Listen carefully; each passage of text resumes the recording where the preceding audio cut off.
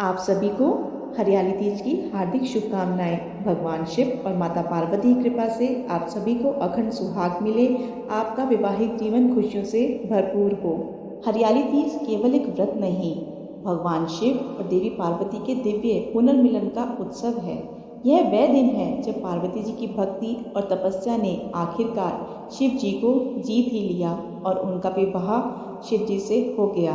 यह त्योहार सनातन धर्म की परंपराओं में गहराइयों से निहित है और विवाह के शाश्वत बंधन का प्रतीक है। तीज की कहानी केवल एक कथा नहीं है, बल्कि अटूट विश्वास और प्रेम का प्रतिनिधित्व करती है। महिलाएं अपने वैवाहिक सुख और अपने परिवार की खुशहाली के लिए आशीर्वाद मांगने के लिए हरियाली तीज का व्रत रखती हैं।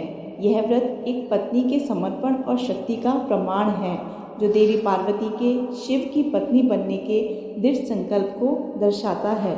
आज की वीडियो में हम जानेंगे शुभ पूजा मुहूर्त के बारे में, पुरानी कथा के बारे में और पूजा विधि के बारे में। यह वीडियो आपके लिए बहुत लाभकारी होगी, इसलिए अंत तक आप इसे ज़रूर देखें। वन मास के शुक्ल पक्ष की तृतीया तिथि को हरियाली तीज मनाई जाती है और साल 2025 में हरियाली तीज 27 जुलाई 2025 रविवार को मनाई जाएगी। अब जानते हैं रविवार के दिन रहने वाले मुहूर्तों के बारे में। 27 जुलाई रविवार को सूर्योदय होगा 5:59 पे और सूर्यास्त होगा शाम 7:07 पे। ब्रह्म मुहूर्त का समय है सुबह 4:23 से 5:11 तक। प्रातःकाल पूजा मुहूर्त सुबह 4:37 से 5:40 तक रहेगा और शाम की पूजा का मुहूर्त है 7:15 से 8:18 तक। राहु काल रहेगा दोपहर 4:30 बजे से 6 बजे तक। कुछ जगह पर हरियाली तीज का व्रत उसी दिन रात को चंद्रमा को अर्घ देकर खोल लिया जाता है। 27 जुलाई रविवार को शुभ मुहूर्त रहेगा व्रत खोलने के लिए शाम 7:08 से रात 9:06 तक। क्योंकि चंद्रमा शाम को 9:06 तक अस्त हो जाएंगे, इसलिए शाम की पूजा करके 9:06 से पहले पहले व्रत खोल लेना चाहिए।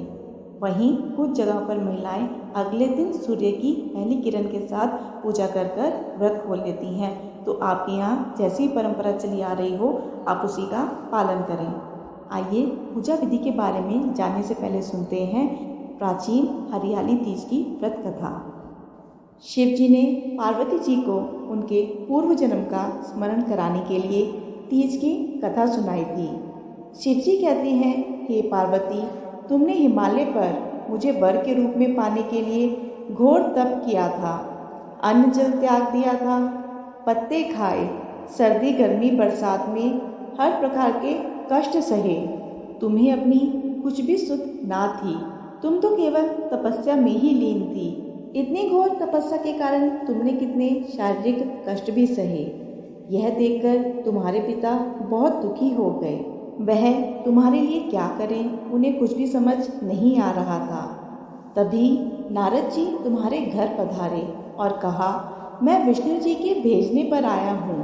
वह आपकी कन्या से प्रसन्न होकर विवाह करना चाहते हैं। आप अपनी राय बताइए। पर्वतराज यह सुनकर बहुत प्रसन्न हो गए। वह प्रसन्नता से तुम्हारा विवाह विष्णु जी से कराने को तैयार हो गए। नारद जी ने विष्णु जी को यह शुभ समाचार सुना दिया, पर जब तुम्हें पता चला तो बहुत दुख हुआ। तुम मुझे मन से अपना पति मान चुकी थी। तुमने अपने मन की बात अपनी सहेली को बताई। तुम्हारी पीड़ा को देखते हुए तुम्हारी सहेली ने तुम्हें एक ऐसे घने वन में छुपा दिया जहाँ तुम्हारे पिता भी नहीं पहुँच सकते थे। वहाँ तुम तप करने लगी। तुम्हारे लुप्त होने से पिता चिंतित होकर सोचने लगे, यदि इस बीच विष्णु जी बारात लेकर आ गए तो क्या होगा। शिव जी ने आगे पार्वती जी से कहा, तुम्हारे पिता ने तुम्हारी खोज में धरती पाताल एक कर दिया, पर तुम उन्हें ना मिली। तुम गुफा में रेत से शिवलिंग बनाकर मेरी आराधना में लीन थी। तुम्हारी इस घोर तपस्या से प्रसन्न होकर मैंने तुम्हें मनोकामना पूरी करने का वचन दिया। तुम्हारे पिता खोजते हुए गुफा तक पहुंच गए। तुमने बताया कि अधिकांश जीवन शिव जी को पति रूप में पाने के लिए तप में बिताया है। आज तप सफल हुआ है। शिव जी ने मेरा वरण कर लिया है। मैं आपके साथ एक ही शर्त पर घर चलूंगी, यदि आप मेरा विवाह शिव जी से कराने के लिए तैयार हो जाएंगे। पर्वतराज माता पार्वती की बात मान गए। बाद में विधि विधान के साथ हमारा विवाह किया गया। हे पार्वती, तुमने जो कठोर व्रत किया था उसी के फलस्वरूप हमारा विवाह हो सका। इस व्रत को निष्ठा से करने वाली स्त्री को मैं मनवांछित फल देता हूँ। उसे तुम जैसा अचल सुहाग का वरदान प्राप्त हो। मान्यता है माता पार्वती ने सबसे पहले हरियाली तीज का व्रत रखा था और तभी से हरियाली तीज का व्रत रखने की परंपरा शुरू हो गई। इस दिन विवाहित महिला या कन्या सच्चे मन से तीज का व्रत रखती हैं और कथा का श्रवण करती हैं। उनकी समस्त मनोकामना भगवान शिव और माता पार्वती पूर्ण करते हैं। आइए जानते हैं हरियाली तीज की पूजा विधि के बारे में। हरियाली तीज पर निर्जला व्रत रखा जाता है। इसे करवा चौथ के व्रत की तरह बहुत ही कठिन माना जाता है। महिलाएं इस दिन व्रत का संकल्प लेकर माता की चौकी सजाती हैं और खुद भी 16 श्रृंगार करती है।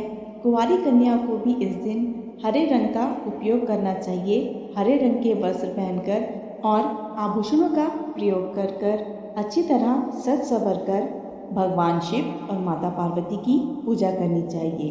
पूजा के दौरान भगवान शिव और माता पार्वती की षोडशोपचार पूजा की जाती है, जिसमें हल्दी, कुमकुम, मेहंदी, गंध, पुष्प, नैवेद्य, माला, चंदन, अक्षत, पान जैसी पूजन सामग्री अर्पित की जाती है। पूजा करने के साथ ही मंत्रों का जप किया जाता है, कथा का श्रवण किया जाता है और सबसे अंत में आरती उतारने के बाद नैवेद्य अर्पित किया जाता है। इस दिन महिलाएं लोकगीत गाकर झूला झूलकर खुशियां मनाती हैं। पूरा दिन उपवास रखा जाता है। जिनकी समर्थ निर्जला व्रत रखने की ना हो वह इस व्रत में जल, फल और दूध का सेवन कर सकती हैं। शाम को व्रत की कथा सुनने के बाद महिलाएं माता गौरी से अपने पति की दीर्घायु की कामना करती हैं।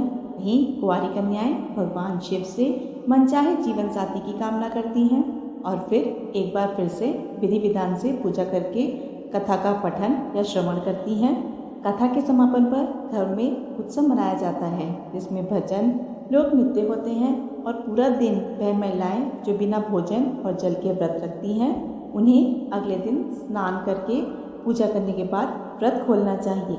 कुछ जगह पर स्त्रियां पूरा दिन निर्जल और निराहार रह के रात को चंद्रमा की पूजा कर कर व्रत खोल लेती हैं। इस दिन मायके से श्रृंगार का सामान, वस्त्र, आभूषण और मिठाइयाँ ससुराल भेजी जाती हैं और हरे वस्त्र, हरी चुनरी, हरा श्रृंगार और मेहंदी लगाने की परंपरा होती है।